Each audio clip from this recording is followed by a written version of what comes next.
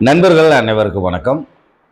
TN all driver association national highway drivers union. நண்பர்களே, இப்போ என்ன தகவல் அப்படின்னு பார்த்தீங்கன்னா, அதாவது பேட்ஜ் லைசன்ஸ் வச்சிருக்கிற நண்பர்கள், இந்த பெரிய டயரு, இந்த ஈச்சர் வண்டியிலேயே பெரிய வண்டி, இந்த 9 டன்னு 10 டன்னு 11 டன்னு பாசிங் ஓட்டுற வண்டிகள், அதெல்லாம் வந்து ஹெவி வண்டி வச்சிருக்கிறவங்க ஓட்டக்கூடிய கெப்பாசிட்டியில் இருக்கிற வண்டிங்க, பேட்ஜ் லைசன்ஸ் வச்சிருக்கிற நபர்கள் ஓட்டும் போது நாளைக்கு ஏதாவது ஒரு நல்லது கெட்டது அப்படின்னா கண்டிப்பா நாம அந்த இடத்துல பாதிக்கப்படுவோம் அப்படின்றத நண்பர்களுக்கு இதன் வழியா தெளிவா தெரியப்படுத்திக்கிறேன். ஏன்னா இப்ப நம்ம சங்கத்துல உறுப்பினர் கார்டு வாங்கி பயணிக்கிற ஒரு நண்பருக்கு ஒரு விபத்து நடந்துருச்சு.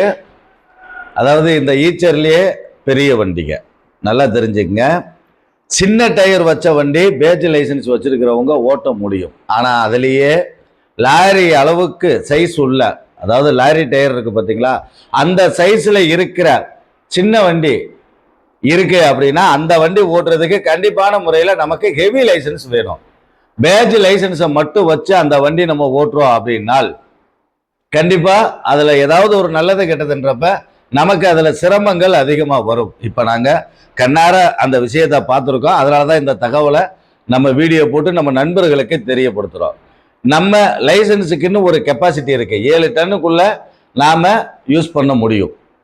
அதுக்கு மேல போகுது 9 டன்னு 10 டன்னு 11 டன்னு நீங்க லோடு ஏத்துற மாதிரி வண்டிகள், பெரிய சைஸ் டயர் உள்ள வண்டிகள் அப்படின்னால் கண்டிப்பா பேட்ஜ் லைசன்ஸை வச்சு நீங்க ஓட்ட முடியாது. அதை முதல்ல நண்பர்கள் தெரிஞ்சுக்குங்க. அதுலயும் வெளி மாநிலம் அதிக அளவுக்கு போயிடாதீங்க. இப்ப வெளி மாநிலங்களில் தான் அதிக அளவுக்கு இந்த பேட்ஜ் லைசன்ஸை வச்சு பெரிய வண்டி ஓட்டுறாங்கன்ற விஷயங்கள் தெரிஞ்சு நிறைய வண்டியை பிடிச்சிட்டு இருக்காங்க. அதுல போய் ஃபைன் கட்டி உங்களுடைய உழைப்பை நீங்க இழந்துட வேண்டாம் அப்படின்றத நண்பர்களுக்கு தெரியப்படுத்திக்கிறேன். நன்றி நண்பர்கள்.